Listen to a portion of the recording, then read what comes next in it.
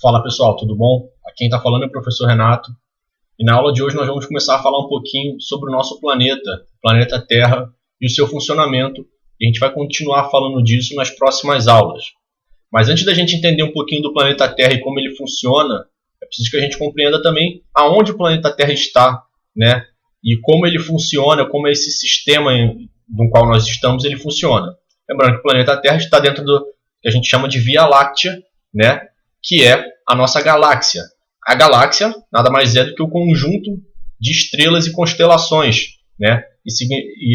A Via Láctea, no nosso significado, significa o caminho do leite, porque a partir da imagem que a gente pode ver aqui, né? E onde nós estamos, né? A Via Láctea, ela funciona e parece um caminho de leite, ou seja, um leite derramado, né?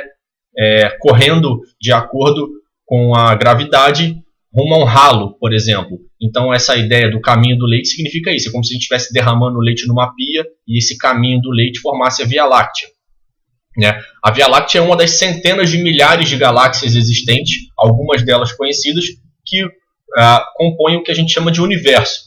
Lembrando que o universo é uma área ainda não conhecida, não completamente conhecida pelos seres humanos, devido ao seu tamanho, né, que até o momento é considerado infinito. Não se sabe ainda aonde há o limite do universo, aonde o universo termina ou recomeça e assim por diante. E lembrando que esse universo, segundo estudos, né, dos materiais que compõem os astros e assim por diante, tem aproximadamente 14 bilhões de anos, né? Ou seja, é extremamente velho em comparação ao que a gente vai conhecer um pouquinho sobre o planeta Terra. Então, a gente sabe que nós estamos dentro desse universo de centenas de milhares de galáxias, nós estamos em uma dessas galáxias.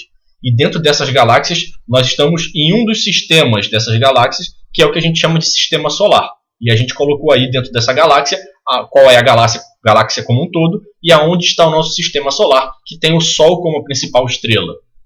Então, o sistema solar é chamado assim porque o Sol, a nossa principal estrela, é o centro desse sistema. E todos os outros planetas, ou seja, os outros astros, circundam esse Sol através do que a gente chama de órbita. Órbita é uma relação de força de gravidade, ou seja, a atração que o Sol exerce sobre os nossos planetas faz com que os nossos planetas não saiam flutuando, né, perdidos pelas galáxias e pelo universo, né? E se a gente olhar na sequência, nós temos aí Sol, Mercúrio, Vênus, o nosso planeta Terra, Marte, Júpiter, Saturno, Urano, Netuno e não temos mais Plutão, porque Plutão não é mais considerado planeta, né? E assim nós vamos continuando. Se a gente olhar aqui, também para a gente ter uma noção do tamanho do universo, né, eu coloquei algumas referências, né? Por exemplo, e a gente utiliza também uma coisa que a gente precisa compreender, é que como o tamanho é imenso, enorme, imensurável, nós não temos o tamanho do universo, nós utilizamos uma unidade de medida diferente, né? Dentro do planeta Terra nós utilizamos centímetros, quilômetros, né? Metros e assim por diante. Para as questões estelares, né, para o espaço, nós utilizamos o que a gente chama de anos-luz, ou seja, a quantidade de espaço que a luz percorre em um ano, no vácuo, ou seja, sem nenhuma interferência do ar. Então, um ano-luz significa esse número aí que está na tela de vocês de quilômetros. Ou seja, se nós conseguíssemos um veículo, uma nave espacial que viajasse nesta velocidade, coisa que nós não conseguimos ainda, né? Espero que um dia a gente consiga, talvez para a gente conhecer um pouquinho mais desse que a gente chama de universo, nós demoraríamos 8 minutos nessa velocidade para chegar ao Sol.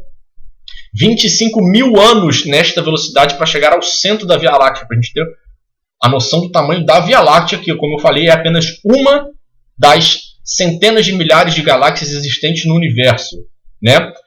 A gente demoraria 8,6 anos para a gente chegar em Sirius, que é uma daquelas estrelas mais brilhantes do nosso céu, que a gente vê à noite.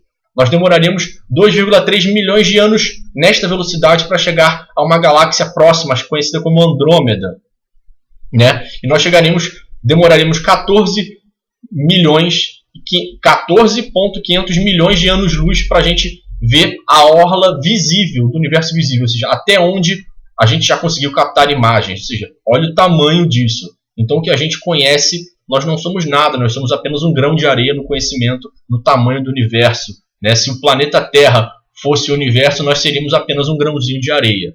E o que a gente conhece não vai muito além da praia desse grãozinho de areia. Então a gente conhece muito pouco do nosso universo, né? Mesmo conhecendo bastante já. Quando eu falei de gravidade, é preciso entender o que é a força de gravidade. Força de gravidade é uma força invisível que atrai os corpos. Ah, mas invisível, como é que eu posso dizer que significa isso? Né? Nós sabemos que quanto maior é o tamanho de um corpo, né? E quando eu estou falando de corpo, eu não estou falando do meu corpo, do corpo de vocês e do corpo de qualquer coisa aqui na Terra. Nós estamos falando de planetas, estrelas, coisas realmente grandes. Essas forças, elas atraem umas às outras, o que faz com que uma coisa, a atração do Sol não permita que o nosso planeta fique vagando, né, sem destino pelo universo. Nós temos aí um movimento constante, né, que dura 365 dias, que é o movimento de translação em torno do Sol, né, e esse movimento de translação é feito através da força da gravidade, que é um tipo de força que atrai os corpos, né, celestes uns em direção aos outros. Ah, mas por que o planeta Terra não vai diretamente em direção ao Sol? Porque da mesma forma que o Sol atrai a Terra, diversas outras estrelas muito maiores do que o Sol, lembrando que o Sol é considerado uma estrela anã, né? Diversas outras estrelas também atraem o planeta, ou seja, existe uma força que puxa a gente em direção ao Sol, mas existem centenas de milhares de outras forças que puxam a gente em outras direções. Por isso que o planeta Terra está sempre numa direção constante, porque a soma de uma força menos a soma da outra força dá mais ou menos a mesma coisa, e nós ficamos ali no mesmo circuito, né, que a gente chama de translação. Se essa ideia de gravidade não existisse, nós não estaríamos presos aqui no planeta Terra. Porque lembra, como o planeta é uma esfera, né, tem certos momentos que nós estamos de cabeça para baixo no que a gente poderia imaginar da realidade. O que faz com que os seres humanos e os prédios e os carros não saiam flutuando? Porque o planeta Terra exerce uma força que nos pressiona e nos traz para dentro do centro da Terra. E essa força é chamada de gravidade. É a gravidade que nos permite estar todos ao mesmo tempo em pés no planeta, tanto aqui quanto no Japão, na China, do outro lado do mundo. E aí eu falei de alguns tipos de astros, né? Eu falei essa palavra astros, né? Ou seja, porque no planeta, no universo, quer dizer, existem diversos tipos de astros, que são classificações diferentes para o que funciona, o que existe no universo. Nós temos as estrelas. Estrelas são aqueles tipos de astros que têm luz própria, ou seja, que queimam seu próprio combustível, portanto fornecem luz para outros, né? Outros astros. Os planetas são corpos celestes que já não têm mais luz, portanto utilizam as luzes das estrelas. Lembrando que as estrelas somadas, umas estrelas próximas às outras, dão aquela ideia de constelação, que a gente vê, por exemplo, quando a gente vê alguns filmes e assim por diante, a gente vê certas imagens de várias estrelas juntas formam constelações, né? Como por exemplo, várias constelações formam uma galáxia e assim por diante. Então, as galáxias, como eu disse, são aglomerados gigantescos de estrelas, planetas, satélites, asteroides, né? O que são cometas? Cometas são corpos celestes, né, de massa pequena, pequenininhos, né, do tamanho de carros, do tamanho de prédios, do tamanho de algumas coisas até maiores, de estados, né, e montanhas e assim por diante, que têm órbitas irregulares, ou seja, eles vagam pelo universo sendo com as suas órbitas, ou seja, os seus caminhos eles modificam e se modificam. Geralmente, por eles não terem calor próprio, eles são bolas de neve, ou seja, congelados, né? E esse rastro de poeira e de neve com que eles passam dá aquela impressão de que eles estão deixando um rastro, né? Que seriam também o que a gente chama também de estrela cadente, que na verdade não existe estrela cadente. As estrelas elas são fixas, né? Elas não estão elas não caminham. O que caminham são cometas e asteroides que a gente vê no céu, pequenos e grandes, né? Satélites naturais. A gente tem dois tipos de satélites. A gente já falou de alguns satélites, né, nas aulas anteriores sobre mapeamento, que são aqueles satélites que o ser humano coloca em órbita na Terra, ou seja, circulando na gravidade do planeta Terra. Mas existem satélites naturais, que são corpos que não foi o homem que colocou lá. Por exemplo, a Lua, que é um pedaço de rocha, né, gigantesco, que é atraído pelo planeta Terra, mas ao mesmo tempo é atraído por diversos outros corpos celestes, o que faz com que a Lua não entre diretamente no planeta Terra, né? Ou seja, é um corpo celeste que vive em torno do planeta Terra. Vários dos planetas do nosso sistema solar têm diversas luas, mais de uma. O planeta Terra tem apenas uma, mas outros planetas têm várias luas, ou seja, vários corpos celestes que ficam girando em torno desse planeta ao longo aí de diversas órbitas, ou seja, tem vários tempos de giro diferentes, né? O planeta Terra, assim como outros planetas, é um planeta formado por rochas, né? Rochas solidificadas, ou seja, tem uma superfície rígida. Coisas que outros planetas não têm, superfícies rígidas. São planetas formados por gases, né? São composições gasosas, né? Nós temos aqui alguns dos planetas rochosos, como Mercúrio, Vênus, Terra e Marte, né? Por isso que os seres humanos buscam sempre ir a Marte, porque em Marte dá para pousar, porque é rochoso. Já outros planetas não dá para pousar porque não é rochoso. E aí vamos falar um pouquinho da história do planeta, do nosso planeta. Se eu falei que o Big Bang, né, a origem de todo o universo, tem mais ou menos 14 bilhões de anos, né, o planeta Terra tem aproximadamente 4,6 bilhões de anos. É bastante tempo, né? No início disso tudo, o planeta Terra era uma bola de fogo incandescente, fruto da origem do Big Bang. Ou seja, o Big Bang foi uma grande explosão que colocou diversas de bolas de fogo circulando, né, e se expandindo por todo o universo. Essas bolas de fogo, de acordo com seus materiais internos, foram se solidificando, foram se resfriando, né? E o planeta Terra foi uma dessas, que foi se resfriando, e esse resfriamento do planeta Terra, ao longo de bilhões e bilhões de anos, deu origem à nossa camada sólida, né? Que é o que a gente chama de crosta. A partir do momento em que a camada sólida se forma, vai se formando a atmosfera. Por quê? Quando a gente sabe, quando qualquer coisa que a gente esquenta no fogão começa a se esfriar, esse resfriamento só dá origem ao que a gente chama de gás, né? A gente pode colocar, quando a gente faz uma comida muito quente, a gente coloca ela para esfriar, a gente vê o gás saindo dela. Aquela composição de gases no planeta Terra formou o que a gente chama de atmosfera, que tem oxigênio, nitrogênio, ozônio e diversos outros gases, né, que possibilitam a vida no planeta Terra e possibilitam a manutenção de temperatura no planeta Terra, que é importantíssima. Que se não houvesse essa manutenção de temperatura, não haveria vida. Portanto, a atmosfera é primordial. O surgimento de uma atmosfera no planeta Terra foi importantíssimo, porque foi ele que manteve a temperatura constante. E com temperaturas constantes, nem tão quentes e nem tão frias, é possível surgir vida. Então, todo o processo de formação da Terra foi uma sucessão de acontecimentos ao acaso que originou e possibilitou o surgimento de vida. E aí essa atmosfera, quando ela vai ficando extremamente densa, ou seja, a atmosfera vai ficando com, né, muito gás, esse gás vai se transformando e se desfazendo e transformando no que a gente chama de condensação, que é o quê? Quando o gás se transforma em água. E essa água, quando pesa muito nas nuvens, né, formando as nuvens na atmosfera, elas começam a chover torrencialmente, ajudando a resfriar novamente a Terra e criando a camada líquida da Terra, que são os oceanos, os mares, os rios e assim por diante. Ou seja, todas as camadas da Terra, a camada sólida, a camada gasosa e a camada líquida, são frutos do processo longo de resfriamento. E esse processo longo de resfriamento foi criando condições ideais para o surgimento da vida. E é graças a todo esse processo de uma série de sucessões, de acasos, durante bilhões de anos, que nós estamos aqui hoje. Né? Se a gente colocasse aí uma imagem do que seria basicamente a Terra primitiva, né? Aquela Terra, o planeta Terra no início, né, do seu processo, ela era mais ou menos isso daí, uma bola de fogo que aos poucos foi se resfriando, até se transformar nessa imagem que a gente vê aí, que é do planeta Terra, já composto por litosfera, que é a parte sólida da Terra, superficial, onde a gente pisa, a atmosfera, que é o que está entre o que a gente pisa e o espaço, e hidrosfera, que é a parte líquida. Ou seja, são todos processos que funcionam e fazem com que o planeta Terra funcione diferentemente de todos os outros lugares que a gente conhece. Por isso que nós só conhecemos vida aqui.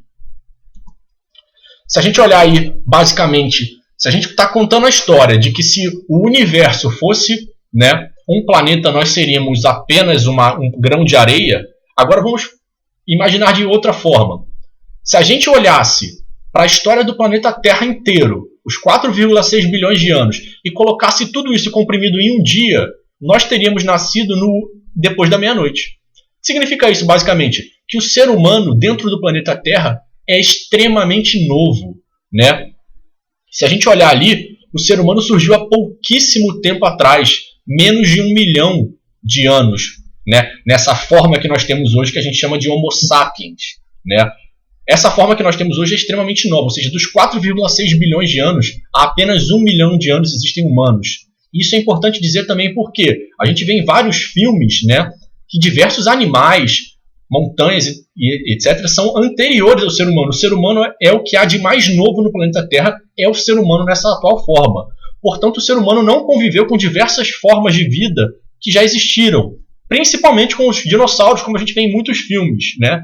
O ser humano não conviveu com dinossauros. Os dinossauros foram extintos antes do surgimento do ser humano na sua forma atual. Então, isso é um erro muito comum que a gente vê. Se a gente olhar esse desenho que a gente vê na tela aí, a gente vê que alguns dinossauros foram extintos, né, e existiram há centenas ou milhares de anos, e o ser humano só foi surgir recentemente. Por exemplo, o macaco, né, que segundo a ciência é a base da origem do ser humano como a gente vê hoje, o macaco surge aproximadamente há 36 milhões de anos atrás.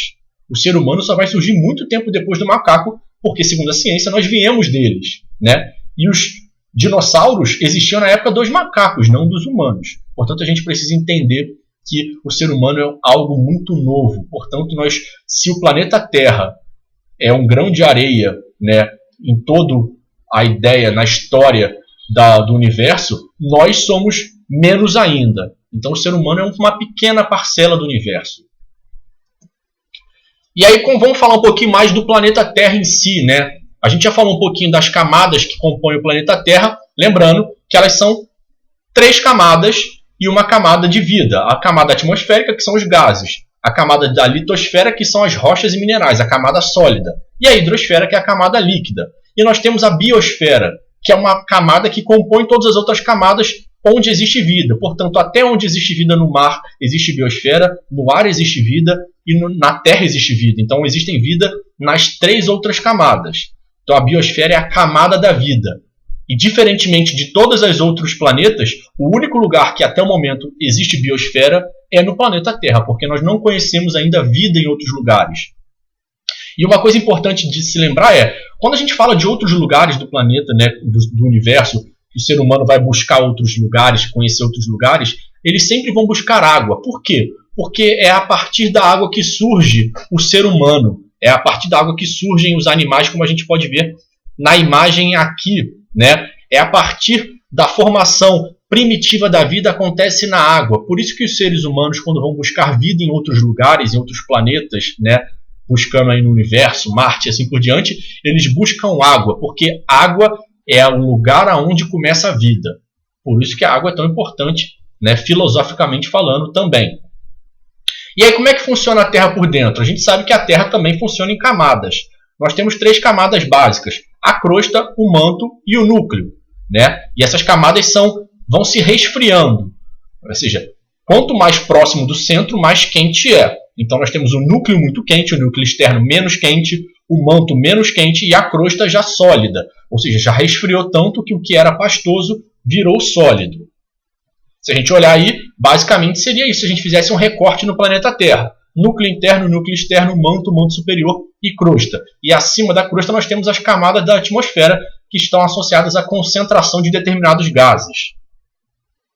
E aí a gente precisa entender que, a partir do funcionamento do planeta Terra, a gente precisa entender que o planeta Terra funciona também como um sistema. Por mais que o planeta Terra seja uma rocha, né, essa rocha se movimenta internamente. Tem movimentos acontecendo.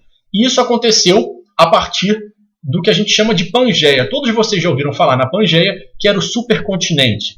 Mas como é que isso surgiu?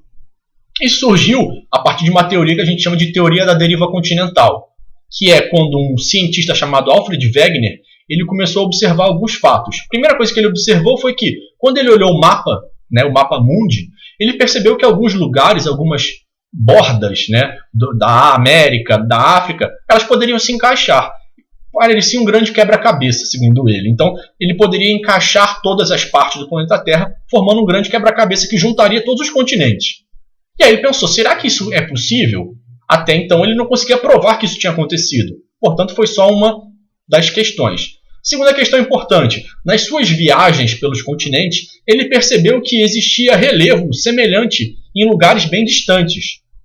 Animais semelhantes em lugares bem distantes. Vegetais semelhantes em lugares bem distantes. Ele falou, como é que foram levados esses animais essas plantas ou esse tipo de solo de relevo da África para a América, da África do Sul para o Sul da América, da Europa para a América do Norte e assim por diante. Como é que isso aconteceu? E ele pensou, será que isso aqui já foi junto? Né? Outra coisa que ele também percebeu é que nas suas viagens ele percebeu fósseis marinhos, ou seja, animais que viviam no mar em topos de montanha. E ele não conseguia entender como é que isso tinha acontecido. E aí, infelizmente, né, o Wegener ele morreu antes de saber como isso tinha acontecido e se de fato tudo que ele tinha imaginado tinha sido verdade. E tinha sido verdade, foi provado depois de sua morte. E aí foi essa teoria da deriva continental ganhou um novo nome. Foi chamada de teoria das placas tectônicas, né? Que é a ideia de que a litosfera, ou seja, a camada sólida do planeta Terra, é fragmentada em um monte de partes diferentes que formam um grande quebra-cabeça. E que essas partes estão flutuando no magma, na parte do manto, que é onde fica a lava que a gente conhece, né? E essa teoria, ou seja, existe um movimento ali que movimenta as placas tectônicas, portanto movimentam, separam ou juntam esses continentes. Então, aí eu coloquei uma imagem para vocês darem uma olhada do tipo de fóssil. Ele encontrou esses animais nesses lugares, nessas faixas pintadas. E ele não entendia como é que esse animal, né, terrestre viajou por todo esse oceano. Como é que esse animal terrestre aqui viajou isso tudo? Como é que essa planta aparece aqui e aparece lá também? E ele começou a, né, pensar que, na verdade, um dia já foram todas juntas, mas ele não conseguia explicar como todas se separaram. E essa é a questão importante que faz o que é ciência. Por quê? Lembre-se, o que difere teoria de ciência é a prova. Ele tinha uma teoria de que isso tinha acontecido, mas não tinha como provar. E aí isso foi provado depois. Deixou de ser teoria para se tornar ciência. E aí as placas tectônicas funcionam aí. Assim, esses são os recortes das placas tectônicas atuais, né? Olha aí. Essas pequenas partes desenhadas aí funcionam como um quebra-cabeça. E elas se movimentam. E estão se movimentando nesse exato momento, né? Numa velocidade de alguns centímetros por ano. E esses alguns centímetros por ano foram os responsáveis por separar, por exemplo, todos os continentes, né? Como é que funciona isso? A gente chama isso de corrente de convecção. Como é que acontece a corrente de convecção? Vamos dar uma olhada nesse videozinho enquanto eu vou explicando. A gente vê aí o planeta Terra e o seu funcionamento interno. Como a gente pode ver, o núcleo quente, a parte mais quente, movimenta a parte pastosa, que faz com que a parte quente suba, né, e chegue até a crosta, que é a parte sólida, e faça uma força tremenda capaz de separar os continentes. Foi isso que foi acontecendo. Esse movimento complexo ao longo desses milhões de anos foi o responsável por criar montanhas de um lado, porque, por exemplo, nessas áreas que está mostrando aí, onde uma parte encontra outra, surgem as montanhas. E a parte que vai para baixo, né, ela entra em derretimento e continua alimentando o ciclo. Portanto, existe um movimento dentro do planeta Terra de aquecimento e resfriamento do magma que faz com que os continentes acima se movimentem. Esse movimento interno chamado de ciclo de convecção ou de corrente de convecção é o responsável por movimentar todos os continentes aqui em cima. E essa movimentação é o responsável primeiro pela deriva continental e também por outras várias coisas.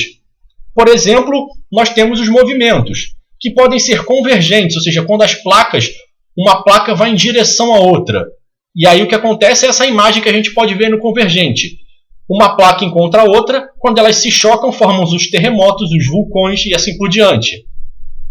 Nós temos os movimentos transformantes, que são aqueles onde as placas vão lateralmente uma em direção à outra, ou seja, elas vão lateralmente e se separam, formando falhas, né? Por exemplo, o que acontece em San Andreas, nos Estados Unidos, que pode em algum dia formar uma grande catástrofe, como um dos filmes aí recentes mostram.